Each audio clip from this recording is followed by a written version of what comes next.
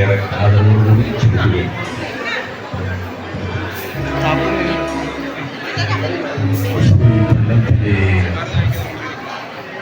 വളരെ അനുഗ്രഹീതമായ ഒരു നിമിഷത്തിലാണ് ഞാൻ നിൽക്കുന്നത്.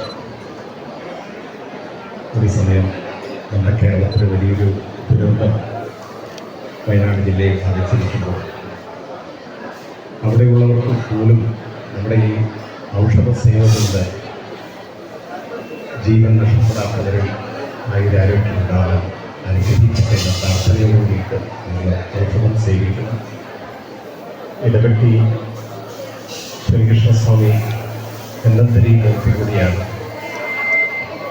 തെന്നന്തരി മൂർത്തിയുടെ അനുഗ്രഹം ഉണ്ടെങ്കിൽ ശ്രദ്ധയോടുകൂടിയിട്ട് ഭക്തിയോടുകൂടിയിട്ട് നമ്മൾ ഔഷധം സേവിക്കുമ്പോൾ അത്ഭുതകരമായ മാറ്റം നമ്മളിൽ ഉണ്ടാകും എന്നാണ്. ഇന്നിപ്പോൾ നമ്മൾ ആധുനിക ശാസ്ത്രത്തിൻ്റെ ലോകത്തിൽ ജീവിക്കുമ്പോൾ ഡോക്ടർമാർ പോലും ഉപയോഗിക്കുന്ന വാക്കുണ്ട്. മരുന്നിനും ഡോക്ടറിനും വിശ്വാസം വേണം. മരുന്നിനും ഡോക്ടറിനും വിശ്വാസം എന്ന് പറയുമ്പോൾ തന്നെ നമ്മൾ പൂർവികർ പറഞ്ഞ വരികളാണ്. ശ്രദ്ധയോടുകൂടി സാധനം സ്വീകരിച്ചാൽ അവിടെ നിങ്ങൾക്ക് യോഗം ഉണ്ടാകും. ഇവിടെ മന്ത്രങ്ങൾ ചൊല്ലി കൂട്ടർ നിങ്ങൾക്ക് തരുന്നു. നെല്ലുപരി മൂർത്തിയുടെ സർവാമയ വിനാശനായ ഉന്നതകലശഹസ്തനായ നെല്ലുപരി മൂർത്തിയുടെ അനുഗ്രഹം നിങ്ങൾക്കുണ്ടാവും. നിങ്ങൾക്ക് മാത്രമല്ല, നിങ്ങളിലൂടെ നിങ്ങളുടെ പരമ്പരകളിലേക്ക് അതിലൊരു അനുഗ്രഹം ഉണ്ടാവും. നമ്മൾ രാമായണത്തിൽ കേട്ടിട്ടുണ്ട്, ശ്രീരാമസ്വാമി ലക്ഷ്മണൻ അപകടത്തിൽപ്പെട്ട സമയത്ത് രാവണൻ തൻ്റെ കയ്യിലുള്ള ശക്തമായ ശൂലമുണ്ട്, അല്ലെങ്കിൽ അദ്ദേഹത്തിൻ്റെ ഒരു വലിയ കുന്തം കൊണ്ട് ലക്ഷ്മണനെ വീഴ്ത്തിയ സമയത്ത് ലക്ഷ്മണൻ അബോധാവസ്ഥയിൽ പോയി. ആ സമയത്ത് ശ്രീരാമസ്വാമി ഹനുമാൻ സ്വാമിയോട് ഔഷധത്തിന് വേണ്ടി പോകാൻ പറയുന്നു. ഇവരുടെ സാഹചര്യത്തിൽ ചെന്നു ഔഷധ പർവ്വതത്തെ കൊണ്ടുവന്നു. അതിൽ പറയുന്ന മരുന്നുകൾക്ക് പേരുണ്ട്, സഞ്ജീവനി തുടങ്ങിയുള്ള മരുന്നുകളൊക്കെ രാമായണത്തിൽ നിന്ന് വായിച്ചു. ഞാൻ വിചാരിച്ച അത് ഇന്നാണെങ്കിൽ അവർക്ക് രാമായണം നടക്കുന്ന കാലഘട്ടത്തിൽ ഹനുമാൻ സ്വാമിയോട് വിളിച്ച് ശ്രീരാമസ്വാമി പറയുക, ഒന്ന് ഇടപെട്ട് ഈ ക്ഷേത്രത്തിൽ അവിടെ ഈ ഔഷധക്കൂട്ട് കിട്ടും. അപ്പോൾ അങ്ങനെയുള്ളൊരു ഐശ്വര്യമുള്ള അനുഗ്രഹീതമായ ഒരു മരുന്ന്. അപ്പം ഇത്തരം കാര്യങ്ങളൊക്കെ നമ്മുടെ ഭക്തിയിലും ശ്രദ്ധയിലും കൊണ്ടുവന്ന് അത് നമ്മൾ സേവിക്കുമ്പോൾ നിങ്ങൾക്കതുകൊണ്ട് എല്ലാവിധ അനുഗ്രഹങ്ങളും ഉണ്ടാകും. നമ്മുടെ ഋഷിവര്യന്മാർ പറയുന്നത് ശരീരേ ജർജരീഭൂതേ വ്യാധിഗ്രസ്തേ കളയുവരെ ഔഷധം ജാനകീതോയം വൈദ്യവും നാരായണ.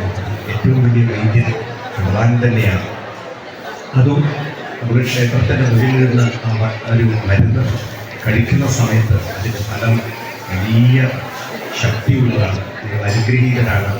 കൂടുതൽ കൂടുതൽ ആളുകളിലേക്ക് ഇതെത്തും, സംശയമില്ല.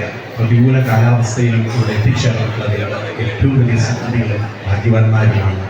നിങ്ങൾക്ക് ആ ഭഗവാനിലുള്ള ശ്രദ്ധയും ഭക്തിയും അതിലൂടെ നിങ്ങൾക്ക് നാരായണ സംവിധാനപോലെ ആയുരാരോഗ്യ സഖ്യം വീട്ടെടുക്കാൻ നെല്ലുപരി മൂർത്തി അനുഗ്രഹിക്കട്ടെ എന്ന് പ്രാർത്ഥിച്ചുകൊണ്ട് ഇവിടെ എത്താൻ സാധിച്ച മഹാഭാഗ്യത്തിന് നിരവധി ഭഗവാന്റെ പാദങ്ങൾ നമസ്കരിക്കുന്നു. വിതരണം ചെയ്യാം.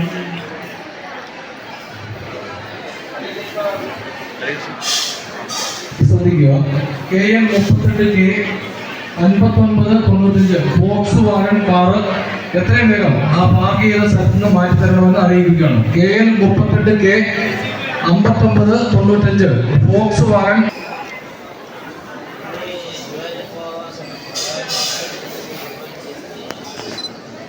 വിതരണം ചെയ്യാം. അകത്ത് പ്രവേശിക്കുക, അമ്പലത്തിൻ്റെ അകത്ത് പ്രവേശിച്ച് അവിടെ വഴിപാടുകൾ വല്ലതും കഴിക്കുവാനും ഉണ്ടെങ്കിൽ അത് കഴിച്ച് ഭഗവാനെ തൊഴുത് വടക്കേ നടയിൽ കൂടി വെളിയിലിറങ്ങുക. വെളിയിലിറങ്ങുമ്പോൾ അവിടെ ഔഷധ കഞ്ഞി വിതരണമുണ്ട്. അതും കൂടെ കഴിച്ചതിന് ശേഷം മാത്രമേ വീടുകളിലേക്ക് പോകാവുള്ളൂ. അത് കഴിക്കുമ്പോൾ മാത്രമേ ഈ യജ്ഞം പൂർത്തിയാവുകയുള്ളൂ. ചില ആളുകൾ വീടുകളിലേക്ക് കൊണ്ടുപോകുന്നതിന് വേണ്ടിയിട്ട് ചീട്ടാക്കിയിട്ടുണ്ട്. അവർക്ക് ഈ വടക്കുവശ ഇറങ്ങുമ്പോൾ തന്നെ ഒരു കൗണ്ടറിൽ നിന്ന് അത് വാങ്ങി കൊണ്ടുപോകാവുന്നതാണ്. കഴിയുന്നതും അത് ഇന്ന് തന്നെ കഴിക്കുവാൻ ശ്രദ്ധിക്കുക. മറ്റൊന്ന് നിഷിദ്ധ കാലങ്ങളിൽ സ്ത്രീകൾ അത് ഉപയോഗിക്കാതിരിക്കുകയെങ്കിൽ ഒരു വിളക്ക് കൊളുത്തി വെച്ച് ഈ ഔഷധ സേവയുടെ മന്ത്രം കഴിയുമെങ്കിൽ ജപിച്ച് അത് കഴിക്കുക. പിന്നെ കുട്ടികൾക്ക് കൊടുക്കുകയാണെങ്കിൽ കഴിയുന്നത് ഇതിൻ്റെ പകുതി ഇത് മാത്രം കൊടുത്താൽ മതി, ഔഷധക്കൂട്ടിൻ്റെ പകുതി മാത്രം കൊടുത്താൽ മതി. പിന്നൊരു കാര്യം പറയുവാനുള്ളത്, എല്ലാ മാസവും കഴിയുമ്പോൾ ഈ മലയാള മാസങ്ങൾ 2-ാം വ്യാഴാഴ്ച ഇവിടെ അഭീഷ്ടസിദ്ധി ഒരു പൂജ നടത്തിക്കൊണ്ടിരുന്നു മലയാള മാസത്തിൽ. അതിനിടയ്ക്ക് ഒരു ദിവസം ഇവിടുത്തെ അമ്പലത്തിനെ പറ്റി ഡോക്യുമെൻ്ററി എടുത്തു. ആ ഡോക്യുമെൻ്ററി യൂട്യൂബിൽ കൂടി സർവ്വടത്തും പരന്നു. അമ്പലത്തിൻ്റെ മാഹാത്മ്യം വെളിയിലറിഞ്ഞു. അത് കാരണം കണ്ണൂർ മുതൽ കാസർഗോഡ് മുതൽ തിരുവനന്തപുരം മുതലുള്ള സകല ആളുകളും ജയിലിൽ ഇവിടെ വന്നിട്ടുണ്ട്. ഇതിനു മുമ്പ് ഈ അഭീഷ്ടസിദ്ധി പൂജയ്ക്കും പങ്കെടുത്തിരുന്നു. അഭീഷ്ടസിദ്ധി പൂജയിൽ ഏകദേശം 1.5 മണിക്കൂറുണ്ട്. അതിനകത്ത് ദ്വാദശാക്ഷരം, ഈ ഔഷധക്കൂട്ടിൽ ഇപ്പോൾ നമ്മൾ ജീവിക്കുന്ന മന്ത്രങ്ങൾ, ശ്രീകൃഷ്ണ അഷ്ടോത്തരശതം നാമരൂപത്തിലുള്ളത് എല്ലാം കഴിഞ്ഞ് ഒരു 4 പ്രദർശനം വെച്ച് ഭഗവാന്റെ പാദങ്ങളിൽ സമർപ്പിക്കുകയാണ് ചെയ്യുന്നത്. ഇക്കൊല്ലൊരു കൂടുതൽ സൗകര്യത്തിന് വേണ്ടിയിട്ട് അത് ഇംഗ്ലീഷ് മാസം 2-ാം ഞായറാഴ്ചയാക്കി തീർത്തിട്ടുണ്ട്. കാരണം പല ഉദ്യോഗസ്ഥന്മാരുടെ അഭിപ്രായം അനുസരിച്ച് അവർക്ക് കൂടുതൽ സൗകര്യമായിരിക്കും എന്ന് പറഞ്ഞതുകൊണ്ട് ഭക്തന്മാരുടെ എല്ലാവരുടെയും സൗകര്യാർത്ഥം ഈ മാസം മുതൽ ആഗസ്റ്റ് 15 മുതൽ എല്ലാ 2-ാം ഞായറാഴ്ചയായിരിക്കും രാവിലെ ഒരു 8 മണിക്ക് തുടങ്ങും. എല്ലാവർക്കും ഓരോ വിളക്ക് വെച്ച് പൂജ ചെയ്യാം. അപ്പം നേരിട്ട് തന്നെ നിന്ന് പൂജ ചെയ്യുന്നതിൻ്റെ അവസാനം അത് ഒരു 4 പ്രദക്ഷിണം കഴിഞ്ഞ് സമർപ്പിച്ചിട്ട് ഒരു 1-2 മന്ത്രങ്ങളുണ്ട്. അതിന് ശേഷം എല്ലാവർക്കും ആ പുഷ്പം വിതരണം ചെയ്യുന്നതായിരിക്കും. ഇക്കൊല്ലം ഇന്ന് രശീതാക്കുകയാണെങ്കിൽ ഒരു 7 ദിവസം ഭാഗ്യസൂക്ത പുഷ്പാഞ്ജലി കഴിഞ്ഞ് 11-ാം തീയതി ഇവിടെ ഒരു കലശമുണ്ട്, 25 കലശം. അതിൻ്റെ കൂടെ നമുക്ക് അവിടെ തൊഴാം. ഈ അഭീഷ്ടസിദ്ധി പൂജയുടെ പ്രസാദവും അകത്ത് നിന്ന് ഈ ഭാഗ്യസൂക്ത പുഷ്പാഞ്ജലവും കൂടെ കൊണ്ടുപോകാൻ സാധിക്കും. ഈ അവസരം എല്ലാവരും വിനിയോഗിക്കണമെന്ന് അഭ്യർത്ഥിച്ചുകൊണ്ട് നമുക്ക് ആദ്യത്തെ മന്ത്രത്തിലേക്ക് കടക്കാം. വളരെ സാവധാനത്തിൽ പറഞ്ഞു തരാം. എല്ലാവരും അതേറ്റ് പ്രത്യാദരപൂർവ്വം ചൊല്ലണം. അതിൻ്റെ അവസാനം അത് കഴിക്കണം. ഞാൻ മുമ്പ് പറഞ്ഞതുപോലെ നക്കിയോ മറ്റോ കഴിക്കാതെ വായിലേക്ക് ഇട്ട് കഴിക്കുവാൻ ശ്രദ്ധിക്കുക. 1-ാമത്തെ മന്ത്രം: ഓം നമോ ഭഗവതേ വാസുദേവായ. ധന്വന്തരേ അമൃതകലശഹസ്തായ സർവ ആമയ വിനാശനായ ത്രൈലോക്യനാഥായ മഹാവിഷ്ണവേ നമഃ. ധന്വന്തരിമഹം വന്ദേ വിഷ്ണുരൂപം ജനാർദ്ദനം യസ്യ കാരുണ്യഭാവേന രോഗമുക്തോ ഭവേജന. നിത്യായ നിരവധ്യായ രോഗമുക്തിപ്രദാനായ ഇടവെട്ടിൽ ശോഭിതായ ശ്രീ ധന്വന്തരമൂർത്തേ നമഃ. എല്ലാവരും ഭക്തിയോടുകൂടി ഇത് മുമ്പ് പറഞ്ഞതുമാതിരി കഴിക്കുക. തിരക്ക് കൂടാണ്ട് അവിടെ നിന്ന് എണീറ്റ് ഈ വടക്കുവശത്തുകൂടി ഇറങ്ങുക. അവിടെ ഒരു വീപ്പ വെച്ചിട്ടുണ്ട്, അതിൽ ആലുക നിക്ഷേപിക്കുക. അതിനുശേഷം മുമ്പോട്ട് നീങ്ങി കൈ കഴിയുന്നതിന് ശേഷം മാത്രം അമ്പലത്തിനകത്തേക്ക് പോവുക. അവിടെ വിവിധങ്ങളായ വഴിപാടുകൾ നടത്തിയതിന് ശേഷം വെളിയിലിറങ്ങി ഔഷധം കഴിച്ചതിന് ശേഷം മാത്രം വീടുകളിലേക്ക് തിരിക്കുക. എല്ലാവർക്കും കഴിച്ചവർക്ക് എണീക്കാം.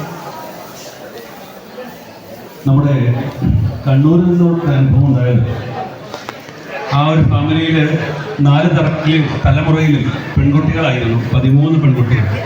അതിനുശേഷം അവർ കഴിഞ്ഞ വർഷം ഇവിടെ വന്ന് നാണയപ്പുഴ നിറച്ച് അവർക്കൊരു ആൺകുട്ടി ഉണ്ടായി. അവർ കഴിഞ്ഞ മാസം ആ കുട്ടിയും കൂടെ വന്നിട്ടുണ്ടായിരുന്നു. ആ ചേച്ചി ഇപ്പോൾ ഇവിടെ വന്നിട്ടുണ്ട്. 13 പെൺകുട്ടികൾക്ക് ശേഷമുള്ള തീർച്ചയായും നമ്മൾ ഏറ്റവും വിശ്വാസത്തോടുകൂടി